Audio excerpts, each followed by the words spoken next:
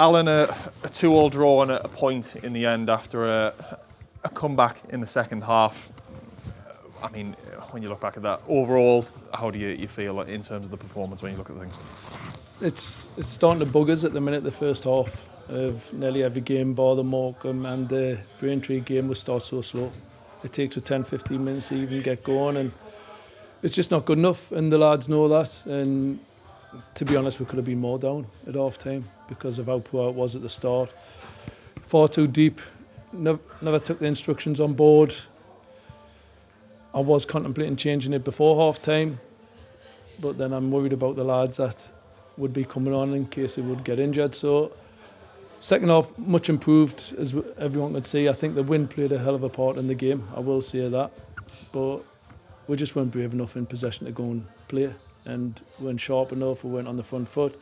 Second everything in the first half, in total contrast to the second half, where all of a sudden we're in the faces, winning the ball, getting the ball down, playing quickly and using what we've got. So starting to baffle us a little bit why they're not starting so well, and we've had a good chat there for 20 minutes, and they know what quality we've got in there. Everyone can see it. We can turn it on and then we can rip through teams, but to be so poor in that first half defensively is a massive disappointment, to be honest. Yeah, I mean, you mentioned the contrast there in terms of half to half. What do you feel like you got in that second half that was maybe missing in the first half?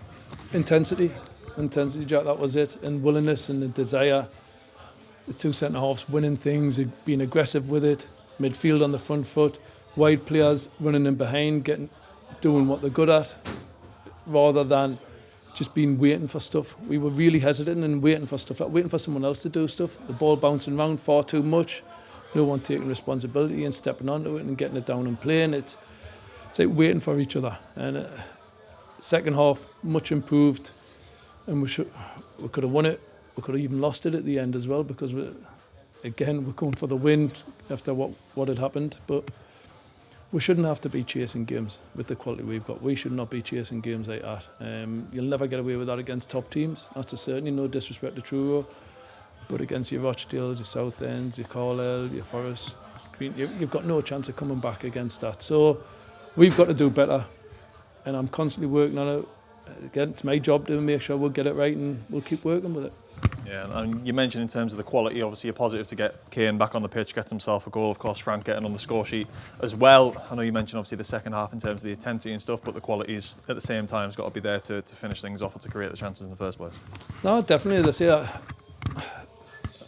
whether it was a little bit of me not starting the lads that had just come back, probably been a little bit cautious because of what's happened with injuries in the past, but we had enough on that pitch to win the game, that's a certainty, and just levels weren't there.